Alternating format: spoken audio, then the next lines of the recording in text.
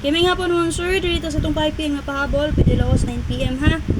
So, kung naka-check mo sa akong update gani ha, nakita niyo kung sa akong gatay so yung nga pa ko.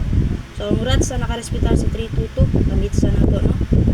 So, kung gatag ka na gani ha, 922, 822, 322. Check lang niyo akong update mo sir, para makita niyo yung ako ang gatag. Okay, paswerte lang yun na. Kung di nyo best akong best, di nyo bet akong best, gatag ko sa inyo ako sa guide. Repetition, pwede lang pili. So, muna siya box guide no sir sa ito ang 322. So, take note ang double partner na nearest back. Double partner sa 322 kay si 233. Kaduhan na nabalik ko sir. Possible as kaniya, maganan mo lagi, best ako nakaganiha. Kay 342. So, karon mo sir, di na ako maglangay. Box guide sa 322 natin naka-plus ang combination nga 357, 027, 428. Kani rest back ni siya ni plus star 304.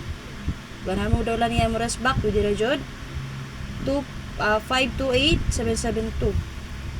Based naman sure additional double na to din na 77. So ano ito mari sa 77 parisi lang niya. So naka plus star ta din na 277. So pang 5pm na karon to 9pm 3773. Kung amit mo mari sa 3773 parisi lang na niya. Ha?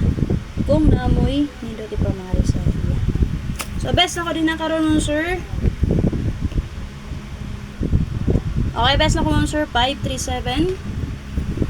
And then di ba nagawas man sa 873. Siguro pa dayon si 73 ba. And then 322 man karon ug pa dayon si 23 or 32 pwede tamang 273 ana. So kana lang. Makita niyo ako gatoy sa inyo nara diri. Nara 537.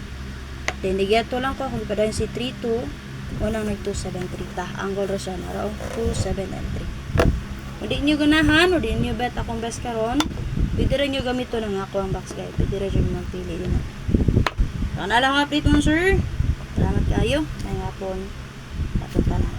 Wala pa din na 2 minutes mo din. Check niyo ang pahabol ni first vlog mo sir ha, para makatay mo siyang best karon.